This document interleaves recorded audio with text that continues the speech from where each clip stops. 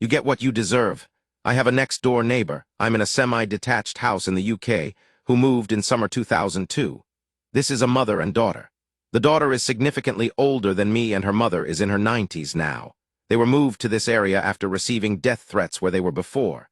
The estate they lived on prior to this tiny, quiet close was a council estate. The daughter doesn't work as she is the primary carer for her mother, but that doesn't stop her obsessing over and fixating on things.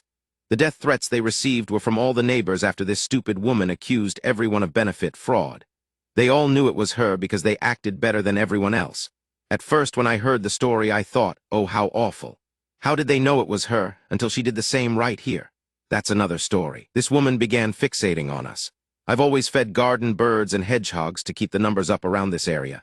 The garden and paths are always kept tidy, and most importantly, there are no rats that aren't being eaten by the local fox population. I live in a semi-urban area of a city right on the edge of the countryside.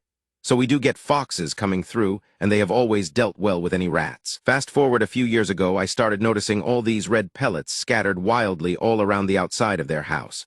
It took all of 1.5 seconds to know this was rat poison. From what I understand of the law around poison use, you have to contain it to species-specific traps. But also in this area, due to the protected field mice, the council don't want people use it at all. I asked them kindly not to scatter it everywhere like that because any animal will eat it. It's an anticoagulant-based poison, so the death will be slow and painful for them. After that, she accused me of keeping rats and that I threatened to kill her.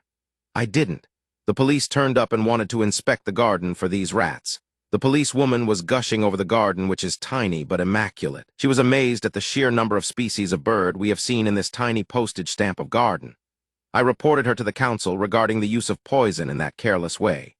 The pest control guy at the council was so angry that he paid them a visit.